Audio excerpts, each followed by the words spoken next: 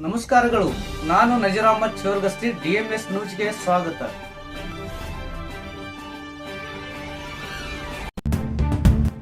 Basavana Bagewadi drugs ಮುಕ್ತ ಅಭಿಯಾನ, ವಿದ್ಯಾರ್ಥಿಗಳಿಗೆ ಜಾಗೃತಿ ಮೂಡಿಸಿದ ಪೊಲೀಸ್ ಇಲಾಖೆ. ವಿಜಯಪುರ ಜಿಲ್ಲೆಯ ಬಸವನ ಬಾಗೇವಾಡಿ ಪೊಲೀಸ್ ಠಾಣೆ ವತಿಯಿಂದ ಪಟ್ಟಣದ ಸರ್ಕಾರಿ ಪ್ರಥಮ ದರ್ಜೆ ಕಾಲೇಜಿನಲ್ಲಿ ಡ್ರಗ್ಸ್ ಮುಕ್ತ ಅಭಿಯಾನ ಅಂಗವಾಗಿ ಜಾಗೃತಿ ಕಾರ್ಯಕ್ರಮ ಹಮ್ಮಿಕೊಳ್ಳಲಾಯಿತು. ಕಾರ್ಯಕ್ರಮವನ್ನು ಸಸಿಗೆ ನೀರೆರೆಯುವ ಮೂಲಕ ಉದ್ಘಾಟಿಸಲಾಯಿತು. ಬಳಿಕ ಸಿಪಿಐ ಗುರುಶಾಂತ್ ದಶ್ಯಾಳ ಅವರು ಮಾತನಾಡಿ, ಇತ್ತೀಚಿನ ದಿನಗಳಲ್ಲಿ ಯುವ ಸಮುದಾಯದಲ್ಲಿ ಹೆಚ್ಚುತ್ತಿರುವ ಮಾದಕ ವ್ಯಸನದ ದುಷ್ಪರಿಣಾಮಗಳ ಬಗ್ಗೆ ವಿದ್ಯಾರ್ಥಿಗಳಿಗೆ ಅರಿವು ಮೂಡಿಸಿದರು. ಡ್ರಗ್ಸ್ನಿಂದ ದೈಹಿಕ, ಮಾನಸಿಕ ಹಾಗೂ ಸಾಮಾಜಿಕ ಜೀವನದ ಮೇಲೆ ಉಂಟಾಗುವ ಪರಿಣಾಮಗಳ ಕುರಿತು ವಿವರಿಸಿ ಮಾದಕ ವಸ್ತುಗಳಿಂದ ದೂರವಿದ್ದು ಉತ್ತಮ ಭವಿಷ್ಯ ರೂಪಿಸಿಕೊಳ್ಳುವಂತೆ ಕರೆ ನೀಡಿದರು. ಯಾವುದೇ ಮಾದಕ ವಸ್ತುಗಳ ಮಾರಾಟ ಅಥವಾ ಬಳಕೆಯ ಬಗ್ಗೆ ಮಾಹಿತಿ ದೊರೆತರೆ ತಕ್ಷಣವೇ 112 ತುರ್ತು ಸಹಾಯವಾಣಿ ಅಥವಾ ಸಮೀಪದ ಪೊಲೀಸ್ ಠಾಣೆಗೆ ಮಾಹಿತಿ ನೀಡುವಂತೆ ಮನವಿಯನ್ನ ಮಾಡಿದ್ರು. ಕಾರ್ಯಕ್ರಮದಲ್ಲಿ ಪಟ್ಟಣದ ವಿರಕ್ತ ಮಠದ ಸಿದ್ದಲಿಂಗ ಸ್ವಾಮೀಜಿ, ತಹಶೀಲ್ದಾರ್ YS ಸೋಮನಕಟ್ಟಿ, ಬಸಣ್ಣ ಆರಿವಾಳ, ಧಾರ್ಮಿಕ ಮುಖಂಡರು, ಕಾಲೇಜಿನ ಪ್ರಾಂಶುಪಾಲರು, ಉಪನ್ಯಾಸಕರು, ಸಿಬ್ಬಂದಿ ಹಾಗೂ ವಿದ್ಯಾರ್ಥಿಗಳು, ಪೊಲೀಸ್ ಸಿಬ್ಬಂದಿಗಳು ಭಾಗವಹಿಸಿದ್ದರು. ವರದಿ ಸಿದ್ದು ಜಮ್ಮಲ್ದಿನ್ನಿ, ಬಸವನ ಬಾಗೇವಾಡಿ.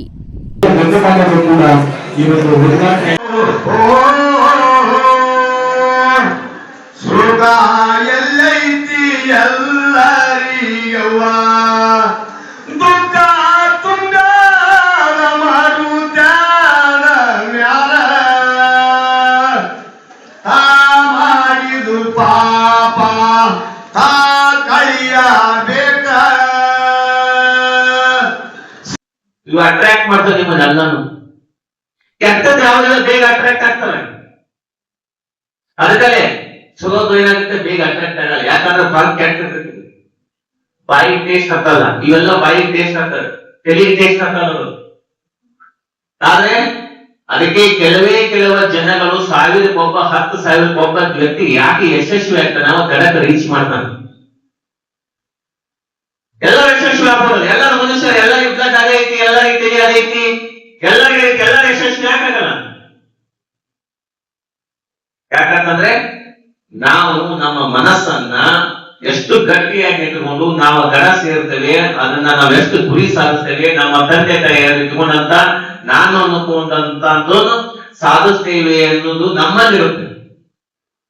ನಾವು ಹೇಗೆ ಅನ್ಕೊಳ್ತೇವೆ ನಮ್ಮ ಭವಿಷ್ಯ ಹಾಗಾಗುತ್ತೆ. ಆದ್ರೆ ನಮ್ಮ ಮನಸ್ಸಿನ ಚಂಚಲ ಐತಿ. ಫ್ರೆಂಡ್ಶಿಪ್ ಸಹವಾಸ ಮಾಡ್ತೇವೆ, ಬಾಗ ಹೋಗ್ತೇವೆ, ಯಾವ ಕಾರಣಕ್ಕೂ ಹೋಗ್ತೇವೆ. Time is very very important. ನಮಗೂ 24 ತಾಸು, ಬೇರೆಯವ್ರಿಗೆ 24 ತಾಸು. ಯಾರಿಗೇನ ಹಚ್ಚಿಗಿಚ್ಚಿದೆ ಮತ್ತೆ ಆ 24 ಅದೇ ಟೈಮ್ ಸೇಮ್ ವ್ಯಕ್ತಿ ನನ್ನ ಫ್ರೆಂಡ್ ಬೇರೆ ಸಾಧಿಸ್ತಾರೆ, ನಾನು ಸಾಧನೆ ಮಾಡಲ್ಲ. ಸೊ ನಮ್ಮ ಕೈಲಿದೆ.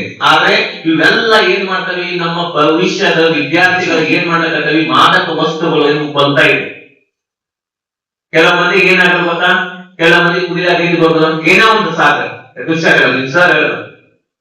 ಆಯ್ತಂದ್ರೂ ಕುಡಿತಾರೆ, ಫಸ್ಟ್ ರ್ಯಾಂಕ್ ಬಂತಂದ್ರೂ ಪಾರ್ಟಿ ಮಾಡ್ತಾರೆ, ಫೇಲ್ ಆದ್ರೂ ಪಾರ್ಟಿ ಮಾಡ್ತಾರೆ. ಫಸ್ಟ್ ರ್ಯಾಂಕ್ ಪಾರ್ಟಿ ಅದಕ್ಕೆ ಮಾಡಿದ್ರು, ಫಸ್ಟ್ ಪಾಸ್ ಆದ್ರೆ ಫಸ್ಟ್ ರ್ಯಾಂಕ್ ಬಂದ್ರೆ ಖುಷಿ ಆಯ್ತು ಅದಕ್ಕೆ ಪಾರ್ಟಿ ಮಾಡಿದ್ರು.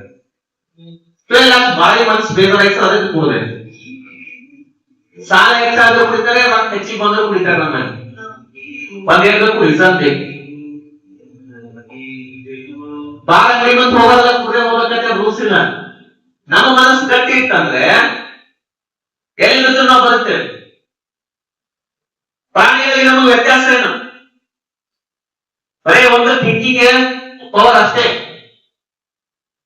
ನಿಮ್ಗೆಲ್ಲ ಕಾಲೇಜ್ ಎಸ್ಕೊಟ್ಟು ಕಳಿಸ್ತಾರೆ, ಕಾಲೇಜ್ ಅಂತ ಕಲಿಯೋರು, ಶಾಲೆ ಕಲಿಯೋರು ಬರ್ಕಲ್ವಾ? ಬರ್ತಾರಲ್ವಾ? ಮತ್ತೆ ಶಾಲೆ ಶಿಕ್ಷಣಗಳ ಉದ್ದೇಶ, ಕಾಲೇಜು, ಗೌರ್ಮೆಂಟ್, ಸರ್ಕಾರಗಳು, ನಮ್ಮ ತಂದೆ ತಾಯಿ, ನಿಮ್ ತಂದೆ ತಾಯಿ, ಜನರು ಶಾಲೆಗೆ ಹೋಗಿ, ಕಾಲೇಜ್ ಹೋಗಿ, ಫಸ್ಟ್ ರ್ಯಾಂಕ್ ಹೋಗಿ ಉದ್ದೇಶ ಏನು? ಯಾಕೆ ಶಾಲೆಗೆಲ್ಲ ಬದುಕಲ್ಲ, ನಮ್ಗಿಂತ ಮಸ್ತ್ ಬದುಕ್ತಾರೆ, ನಮ್ಗಿಂತ ಶ್ರೀಮಂತರ. ತಪ್ಪು ಕಲ್ತಾರೆ, ಶಿಕ್ಷಣ ಕಲ್ತಾರಲ್ಲ ಶ್ರೀಮಂತರ ಆಗ್ತದಲ್ಲ, ಶಿಕ್ಷಣ ಕಲಿಯೋ ನಮ್ಗಿಂತ ಶ್ರೀಮಂತದ್ದಾರೆ. ಆದ್ರೆ ಶ್ರೀಮಂತ ಇರ್ಬೋದು, ಆದ್ರೆ ವ್ಯಕ್ತಿಗೆ ಶಿಕ್ಷಣ ಕಲಿಲಾರ, ಶಿಕ್ಷಣ ಕಲ್ತ ವ್ಯಕ್ತಿಗೆ ಇಬ್ಬರಿಗೆ ಪಕ್ಕ ಗೊತ್ತಾಗುತ್ತೆ, ಈ ವ್ಯಕ್ತಿ ಶಿಕ್ಷಣ ಕಲ್ತಾನ, ಆ ವ್ಯಕ್ತಿ ಶಿಕ್ಷಣ ಕಲ್ತಿಲ್ಲ ಅಂತ. ಯಾಕಂದ್ರೆ ಶಿಕ್ಷಣ ಕಲಿತ ವ್ಯಕ್ತಿ ವರ್ತನೆ ಬೇರೆ ಇರುತ್ತೆ, ಶಿಕ್ಷಣ ಕಲಿತ ವ್ಯಕ್ತಿಯ ಬಿಹೇವಿಯರ್ ಬೇರೆ ಇರುತ್ತೆ. ಸೊ ಅದಕ್ಕೆ ಏನ್ ಮಾಡ್ಬೇಕು, ನಮ್ಮ ದೇಶ ಅಂತ ನೀವು ನಂಬಿದೆ, ನಿಮ್ಮ ತಂದೆ ತಾಯಿ ನಿಮ್ಮ ನಂಬಿದೆ. ಆಗ ಏನ್ ಮಾಡ್ತದೆ, ಕೆಲವೊಂದು ಇವೆಲ್ಲ ವಸ್ತುಗಳು ಏನ್ ಮಾಡ್ತದೆ, ನಿಮ್ಮ ಮೈಂಡ್ ಅನ್ನ ಅಟ್ರಾಕ್ಟ್ ಮಾಡ್ತದೆ. ಈ ಮೈಂಡ್ ಈ ವಸ್ತುಗಳನ್ನ ಟಿಕ್ ಹಾಕ್ಬೇಕು. ಅದು ಎಷ್ಟು ವೇಗವಾಗಿ ಬೆಳೀತು ಅಂತ ನಿಮ್ಗೆ ಗೊತ್ತಿಲ್ಲ. ಬೇಕಾಗಿಲ್ಲ. ನಮಗೆ 100 ಹುಡುಗರು ಹೋಗ್ತಿದ್ರೆ ಸಾಕು, 1 ವರ್ಷದಲ್ಲಿ 1 ತಿಂಗಳು ಹೋಗ್ಬಿಡ್ತಾನೆ. ಬೇಗ ಎಷ್ಟು ಹಾಕೋದಿರ್ತಾನೆ, ಇನ್ನೊಂದು 5 ನಿಮಿಷ 10 ಹುಡುಗರನ್ನ ಅಟ್ಯಾಕ್ ಮಾಡ್ತಾನೆ. ಯಾಕಂದ್ರೆ ಸರ್ಟಿಫಿಕೇಟ್ ಕೊಡ್ತಿದ್ದನು. ಅವನ್ ಏನ್ ಮಾಡ್ತಾನೆ ಗೊತ್ತಾಗಲ್ಲ ಅವನಿಗೆ. ಹಾಗಾಗಿ ನಾವು ರೈಸ್ ಅಂತ ಒಂದು ಅಭಿಮಾನ ಇಟ್ಕೊಂಡಿದ್ದೇವೆ. ಇನ್ಫಾರ್ಮ್ ಯಾರಿಗೆ ಮಾಡಬೇಕು? ಪೊಲೀಸರಿಗೆ. ಎದ್ರ ಬಗ್ಗೆ ಇನ್ಫಾರ್ಮ್ ಮಾಡಬೇಕು? ಯಾರು ಮಾರಾಟ ಮಾಡ್ತಾರ ಬಗ್ಗೆ ಇನ್ಫಾರ್ಮ್ ಮಾಡಬೇಕು. ಸಪೋರ್ಟ್ ಮಾಡಬೇಕು. ಎದಕ್ಕೆ? ಮಾದಕ ವಸ್ತುಗಳಿಂದ ಯಾರಾದ್ರೂ ಅದಕ್ಕೆ ಅಡಿಕ್ಟ್ ಆಗಿದ್ರೆ ಅದರಿಂದ ಹೊರಗೆ ಬರಲಿಕ್ಕೆ ಸಪೋರ್ಟ್ ಮಾಡಬೇಕು. ಅವರಿಗೆ ಅಡಿಕ್ಟ್ ಆಗೋರಿಗೆ. Next empower. ಮಾದಕ ವಸ್ತು ಮುಕ್ತ ನಿರ್ಮಾಣಕ್ಕೆ ಎಲ್ಲರ ಕೈ ಜೋಡಿಸ್ಬೇಕು. ಅದಕ್ಕೆ ನಾವು ರೈಸ್ ಅಂತ ಒಂದು ಅಭಿಯಾನ ಕೂಡ, ಬೇಡ ಬ್ರೋ ಅಂತ ಒಂದು ಅಭಿಯಾನ ಕೂಡ. ಬೇಡ ಅಂತ ಎಲ್ಲರೂ ಬೇಡ ಅನ್ಬೇಕು. ಒಬ್ಬರ ಕೈಯಿಂದ ಏನೂ ಆಗಲ್ಲ. ಈ ಸಮಾಜವನ್ನ ನಾವು ಎಲ್ಲರ ಕೈ ಚೈನ್ ಲಿಂಕ್ ಅಂತ ನನ್ನ ಒಬ್ಬನಿಂದ ಎಲ್ಲರೂ ಅವರವ್ರು ಸರಿಯಾದ ಎಲ್ಲ ಸರಿಯಾದ. ನಮ್ಮವ್ರು ಏನ್ ಮಾಡ್ತಾರೆ ಗೊತ್ತಾ? ಬರೀ ನೆಗೆಟಿವ್ ತಿಳ್ಕೊತೀವಿ. ನಿಮ್ ಸ್ಟೂಡೆಂಟ್ ಇರ್ತಾರೆ ನೆಗೆಟಿವ್. ಎಲ್ಲ ನಮ್ಮ ಫಸ್ಟ್ ಪಾಸಿಟಿವ್ ಗಿಂತ ನೆಗೆಟಿವ್ ಅಟ್ರಾಕ್ಟ್ ಆಗುತ್ತೆ. ಇವ್ರು ಹೆಂಗಿದೆ ಅಂತ ನಿಮ್ಗೆ ಗೊತ್ತಿಲ್ಲ. ನಾವು ಎಷ್ಟೋ ಸ್ಟೂಡೆಂಟ್ಗಳಿಂದ ಎಷ್ಟೋ ಇದರಿಂದ ನಾವು ನೋಡ್ಕೊಂಡಿದ್ದೇವೆ. ಎಷ್ಟೋ ಸ್ಟೂಡೆಂಟ್ಗಳು ಎಷ್ಟೋ ಇದರಿಂದ ನಾವು ನೋಡ್ಕೊಂಡಿದ್ದೇವೆ. ಎಷ್ಟು ಮಂದಿ ಹಾಳಾಗಿದ್ದಾರೆ ಅಂತಂದ್ರೆ ಅಷ್ಟು ಮಂದಿ ಹಾಳಾಗಿದ್ದಾರೆ. ಅದಕ್ಕೆ ನಾವೇನ್ ಮಾಡ್ಬೇಕು? ನೀವೆಲ್ಲ ಸ್ಟೂಡೆಂಟ್ ಲೀಡರ್ಶಿಪ್ ಕ್ವಾಲಿಟಿಯನ್ನ ಡೆವಲಪ್ ಮಾಡೋದು. ಲೀಡರ್ಶಿಪ್ ಕ್ವಾಲಿಟಿ ನಾಯಕತ್ವ ಅಂದ್ರೆ ಏನು? ನಾಯಕತ್ವ ಅಂದ್ರೆ ಏನು? ನನಗೆ ಗೊತ್ತಿಲ್ಲ ಸರ್, ನಾನು ನೋಡೋದು ನನಗೆ ನೋಡೋದು ನಾನು ಹೇಳಿದ್ರೆ ನನ್ನ ಮೇಲೆ ಬರ್ತಾರೆ ಸರ್, ನನ್ನ ಹೆಸರು ಮುಂದೆ ಬರುತ್ತೆ, ನನ್ನ ಹೆಸರು ಇದು ಆಗುತ್ತೆ. ಅವೆಲ್ಲ ಇರಬಾರ್ದು. ನೀವೆಲ್ಲ ಶುದ್ಧ ಲೀಡರ್ಶಿಪ್ ಕ್ವಾಲಿಟಿಯನ್ನ ಡೆವಲಪ್ ಮಾಡ್ಕೋಬೇಕು ಎಲ್ಲರೂ. ಅದಕ್ಕೆ ನೀವು ಕಾಲೇಜ್ ಬರ್ತೀರ. ಲೀಡರ್ಶಿಪ್ ಕ್ವಾಲಿಟಿಯನ್ನ ಏನ್ ಮಾಡ್ಬೇಕು? ಡೆವಲಪ್ ಮಾಡ್ಕೋಬೇಕು. ದಯವಿಟ್ಟು ಏನ್ ಮಾಡ್ಬೇಕು? ನಿಮ್ ಫ್ರೆಂಡ್ಸ್ ನಿಮಗೆ ನಾವು ಪೊಲೀಸ್ ಇಲಾಖೆ ನಿಮ್ಗೆಲ್ಲ ಗೊತ್ತಿದೆ. ನಾವು ಹಲವಾರು ಕಾರ್ಯಕ್ರಮಗಳು ಹೋಸಲ ಮಾಡ್ದಕ್ಕೂ ಬಸವ ಭವನದಲ್ಲಿ ಮಾಡಿದ್ದೇವೆ. ಎಲ್ಲ 3-4 ಸಾವಿರ ಸೇರಿ ಮಾಡಿದ್ದೇವೆ. ಅವಾಗೆಲ್ಲ ನಮಗೆ ಅನುಭವ ಇದೆ. ಈ ರೀತಿಯಾಗಿರ್ತಕ್ಕಂಥ ಕಾರ್ಯಕ್ರಮ ಹಾಕೊಂಡು ನಮ್ಮ ಬಸವನಬಾಗೇವಾಡಿ ಪೊಲೀಸ್ ಸ್ಟೇಷನ್ ವತಿಯಿಂದ ತಂದಿದ್ರು. ಅದನ್ನ ನಾವು ಕೂಡ ನಮ್ಮ ಮನೆಯೊಳಗಡೆ ಕೂಡ ಅದ್ರ ಬಗ್ಗೆ ಅವೇರ್ನೆಸ್ ಮೂಡಿಸಿದಾಗ ಮಾತ್ರ ನಿಮ್ಮ ಕುಟುಂಬದಲ್ಲಿ ಈ ವ್ಯಸನ ಮುಕ್ತ ಸಮಾಜವನ್ನು ನಿರ್ಮಾಣ ಮಾಡ್ಲಿಕ್ಕೆ ಸಾಧ್ಯ ಆಗ್ತದೆ. ಆ ಕಾರಣಕ್ಕಾಗಿ ಇವತ್ತು ಎಲ್ಲರೂ ಕೂಡ ಮಾತನಾಡುವಾಗ ಯಾವ ವಿಷಯ ಬಗ್ಗೆ ಮಾತನಾಡಿದ್ರು ಅನ್ನೋದು ನಿಮಗೆಲ್ಲ ಗೊತ್ತಾಯ್ತಾ? ಯಾವ ವಿಷಯ ಬಗ್ಗೆ ಮಾತಾಡಿದ್ರಿ ಹೇಳ್ರಿ. ಇಲ್ಲ ಮೈಕ್ ನೋಡ್ರಿ. ಮಾದಕ ವಸ್ತುಗಳ ಬಗ್ಗೆ ಮಾತಾಡಿ. ಅದರಲ್ಲಿ ಯಾವ್ಯಾವ ಬರ್ತಾವ ನಿಮ್ಗೆ ಗೊತ್ತೈತಿ? ಯಾವ್ಯಾವ ಬರ್ತಾವೆ?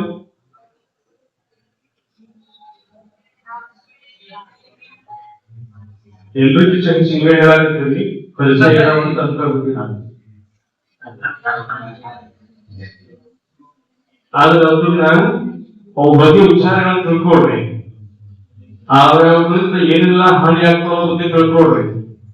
ಮತ್ತ ಅದರಿಂದ ನಮ್ಗೆ ಎಷ್ಟು ಅನಾಹುತ ಆಗ್ತೈತಿ, ನಾವು ಅದರಿಂದ ಯಾವ ರೀತಿಯಾಗಿ ಬಚಾವ್ ಆಗ್ಬೇಕು ಅನ್ನೋದನ್ನ ವಿಚಾರ ಮಾಡ್ರಿ. ಮತ್ತು ಅದನ್ನ ಪರಿಚಯ ಮಾಡ್ಕೊಂಡ ಅದನ್ನ ತಗೊಂಡ್ರೆ ಏನಾಗ್ತೈತಿ ಅನ್ನೋದು ಮಾಡಕ್ ಹೋಗ್ಬೇಡ್ರಿ. ಮತ್ತು ಒಳ್ಳೊಳ್ಳೆ ಮಾತುಗಳನ್ನ ಆಡಿದ್ರು.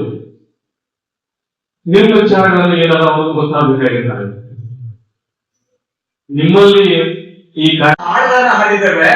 ನನಗೆ ಬಹಳ ನೋವಾಗೋದು ಏನಂದ್ರೆ, ನಾನು ಮ್ಯೂಸಿಕ್ನಲ್ಲಿ ಪಾಠ ಮಾಡ್ತಾ ಇದ್ದೆ ಸರ್, ಹೈಸ್ಕೂಲ್ ಅಲ್ಲಿ 10th ಸ್ಟ್ಯಾಂಡರ್ಡ್ ಸ್ಟೂಡೆಂಟ್ಸ್ ಗಳವರು ನನ್ಗೆ ಬಂದು ನನ್ನ ಕ್ಲಾಸ್ ರೂಮ್ ಅಲ್ಲೇ ಕುತ್ಕೊಂಡಿದ್ದಾರೆ. ಆ ಇಬ್ರು ಸ್ಟೂಡೆಂಟ್ಸ್ ಗಳು ಕುತ್ಕೊಂಡ ಮೇಲೆ ಅವ್ರ ಪಕ್ಕದಲ್ಲಿ ಹುಡುಗರೆಲ್ಲ ಸ್ವಲ್ಪ ಡಿಸ್ಟರ್ಬ್ ಮಾಡಕ್ ಶುರು ಮಾಡಿದ್ರು. ಇವ್ರು ಯಾಕೆ ಹೀಗೆ ಕಿರಿಕಿರಿ ಮಾಡ್ತಾ ಇದ್ದಾರೆ? ಸಾಮಾನ್ಯವಾಗಿ ನನ್ನ ಕ್ಲಾಸ್ ಅಲ್ಲಿ ಈ ತರ ಮಾಡ್ತಿರ್ಲಿಲ್ಲ ಅಂತ ಹೇಳ್ಕೊಂಡು ಯಾಕೆ ಡಿಸ್ಟರ್ಬ್ ಮಾಡ್ತೀರಿ ಅಂದ್ರೆ, ಅವ್ರು ಹೇಳಿದ ಹುಡುಗರು, ಸರ್ ಸ್ಮೆಲ್ ಬರ್ತಾ ಇದೆ ಸರ್, ಏನು ಸ್ಮೆಲ್ ಬರ್ತಾ ಇದೆ ಅಂತ. ನನಗೆ ಆಶ್ಚರ್ಯ ಆಗಿ ಹೋಗಿ ನೋಡ್ತೇನೆ, SSLC ಓದುವಂತ ಮಕ್ಕಳು ಇಬ್ರು ಅವ್ರು ಡ್ರಿಂಕ್ಸ್ ಮಾಡಿ ಬಂದು ನನ್ನ ಕ್ಲಾಸ್ ರೂಮ್ ಅಲ್ಲಿ ಕುತ್ಕೊಂಡಿದ್ರು. ನನಗೆ ಇಷ್ಟು ಬೇಜಾರಾಯ್ತಲ್ಲ. ಇಡೀ ದೇಶಕ್ಕೆ ಬೇಕಾಗಿರುವಂತಹ ಸತ್ಪ್ರಜೆಗಳನ್ನ ಕ್ಲಾಸ್ ರೂಮಿನ 4 ಕೊಠಡಿಯ ಗೋಡೆಗಳ ಮಧ್ಯದಲ್ಲಿ ನಿರ್ಮಾಣ ಮಾಡ್ತೇವೆ ಅಂತ ಹೇಳುವ ಟೀಚರ್ಸ್ ಗಳು ನನ್ನ ಕ್ಲಾಸ್ ಅಲ್ಲಿ ಇಬ್ಬರು ಸ್ಟೂಡೆಂಟ್ಸ್ ಗಳು ಕುಳಿತು ಕುತ್ಕೊಂಡಿದ್ದಾರೆ. ಅವರನ್ನ ಹೊರ ಕರೆದೆ, ಈಗ ಹೇಳೋದೇನು ಗೊತ್ತಿಲ್ಲ, ಆದ್ರೆ ಅವರಿಗೆ ಏನ್ ಶಿಕ್ಷೆ ಕೊಡ್ಬೇಕು ಅದನ್ನ ಕೊಟ್ಟೆ. ಅವ್ರು ನನ್ನ ಕಾಲ ಹಿಡ್ಕೊಂಡ್ರು. ಸರ್ ಇನ್ನೊಂದು ಜನ್ಮದಲ್ಲಿ ಹೀಗೆ ಮಾಡೋದಿಲ್ಲ ಅಂತ ಹೇಳಿದ್ರು. ಆದ್ರೆ ಆಶ್ಚರ್ಯ ಏನ್ ಗೊತ್ತಾ, ಅವ್ರು ಹೋಗಿದ್ದು ಹೇಗೆ ಆಗಿದೆ, ನೀವು ಎಲ್ಲ ಯಾಕೆ ಹೋಗ್ತೀರಿ ಅನ್ನೋದಕ್ಕೆ ಹೇಳ್ತೀನಿ. ಅವ್ರಿಗೆ ಅಲ್ಲಿ ನಿಲ್ಲಿಸಿ ಕ್ವಾರಿಗಳು, ಆ ಕ್ವಾರಿಗಳಲ್ಲಿ ರಾತ್ರಿ ಇಡೀ ಕೆಲಸ ಮಾಡ್ಬೇಕಾಗ್ತದೆ. ಅದು ನಮ್ಮ ಸ್ನೇಹಿತರಿಗೆ ಗೊತ್ತಿದೆ, ಕೈಗೂಡಿಸ್ತಾರೆ. ಅಲ್ಲಿ ರಾತ್ರಿ ಇಡೀ ಕೆಲಸ ಮಾಡ್ಬೇಕಲ್ಲ, ಅವ್ರಿಗೆ ಎಂತ ಒಂದು ಕರ್ಕೊಂಡು ಹೋಗ್ತಾರೆ ಅಂದ್ರೆ, ಅವ್ರು ಈ ಶಾಲೆಯಲ್ಲಿ ಕಲಿತಾ ಇರುವಂತ ಮಕ್ಕಳನ್ನ ಕರ್ಕೊಂಡು ಹೋಗ್ತಾರೆ. ಮತ್ತೆ ಮಕ್ಕಳು ಇಡೀ ರಾತ್ರಿ ಎಲ್ಲ ಅವರು ಕೆಲಸ ಮಾಡ್ಬೇಕಲ್ಲ, ಅವ್ರಿಗೆ ಸುಸ್ತಾಗಬಾರ್ದು ಅನ್ನೋ ಕಾರಣಕ್ಕೆ ಅವ್ರಿಗೆ ಬಿಯರ್ಸ್ ಗಳನ್ನ ಮಾಲೀಕರೇ ಕೊಡಿಸ್ತಾರೆ. ಅವರು ಇವ್ರಿಗೆ ಬಿಯರ್ ಕುಡಿಸಿ ಅವ್ರಿಗೆ ಖುಷಿ ಮಾಡಿ ಇಡೀ ರಾತ್ರಿ ಆ ಇಡೀ ಕಲ್ಲಿನ ಪರಶುಗಳನ್ನ ತೆಗೆಯುವಂತ ಕೆಲಸ ಮಾಡೋದಕ್ಕೆ ಅವ್ರನ್ನ ಹಚ್ತಾರೆ. ಕೇವಲ 150 ರೂಪಾಯಿ ಒಂದು ರಾತ್ರಿ ಒಳಗೆ ಅವ್ರು ಕೊಡ್ತಿದ್ರು. ಅವಾಗ ಅಷ್ಟು ಹಣ ತೆಗೆದುಕೊಂಡು ಕುಡಿದು ಕಲಿತು ದೊಡ್ಡವರಾಗಬೇಕಾಗಿರುವಂತ ಮಕ್ಕಳೆಲ್ಲ ಇಂಥ ದುಶ್ಚಟಕ್ಕೆ ಬಲಿ ಆಗ್ಬಿಟ್ರೆ ತಂದೆ ತಾಯಿಗೆ ಎಷ್ಟು ನೋವಾಗುತ್ತೆ.